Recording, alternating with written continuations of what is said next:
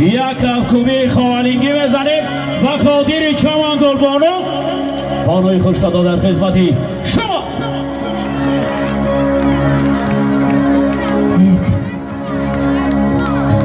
سربلند باشه، زنده باشه کلی دوستان.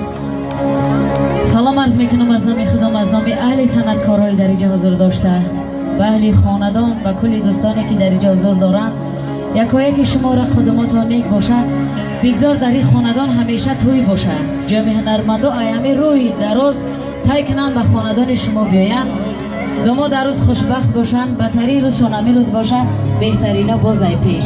سربلند باشه، خاناباد باشه، سرجم مبارک باشه. مبارک شود. زنده باشه، مبارک شود.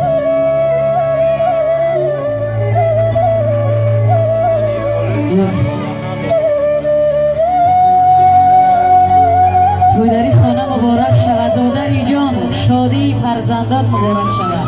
هر سال در این خانه توی شود، سرجمی شود، کلی صنعتکارا در خدمت شما باشن و فکر بزم سرتراشان می شود.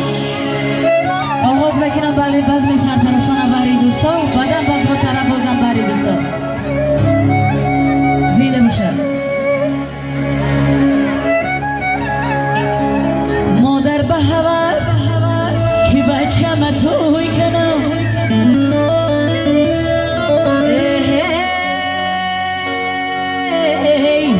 مانم بری تخت مثل گل بوی کنم.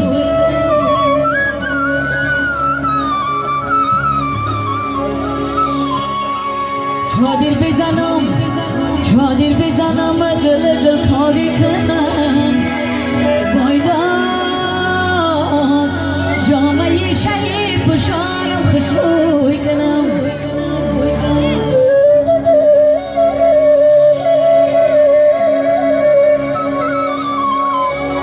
پاینداز بیار پرتا، پاینداز بیار پرتا، شاه پسر بگذرد سر در بغلی مادر خوابش میبرد.